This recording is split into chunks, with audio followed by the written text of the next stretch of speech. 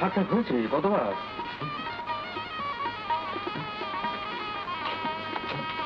ঠিক আছে। দান সামগ্রীগুলো দেখবেন না কি কি দিয়েছি আপনার ছেলেকে? আপনি আবার আমার ছেলেকে কি দেবেন? না মানে আমার মেয়েকে 100 ভরি সোনা আর কলকাতায় একটা বাড়ি দিয়েছি।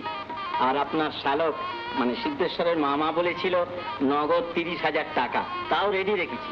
আর আপনার ছেলে একখানা মোটর গাড়ি চেয়েছিল, তাও ওইখানে আনিয়ে রেখেছি। আজ সকালেই ডেলিভারি নিয়েছি।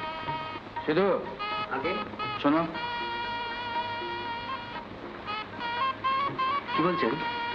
এই বিয়েতে আমি মত দিতে পারলাম না।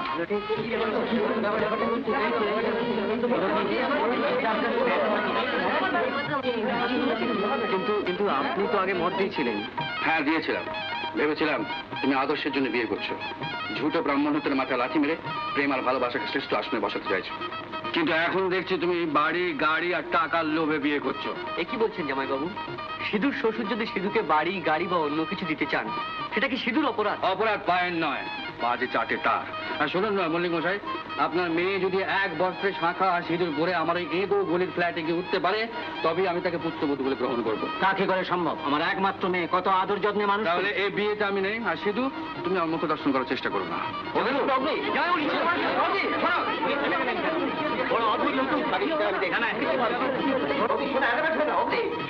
দেখো ফণি, যে দুধে কেরোসিনের গন্ধ, সেই দুধ আমি গিলতে পারবো না, গিলতে হয় তোমরা গেলো।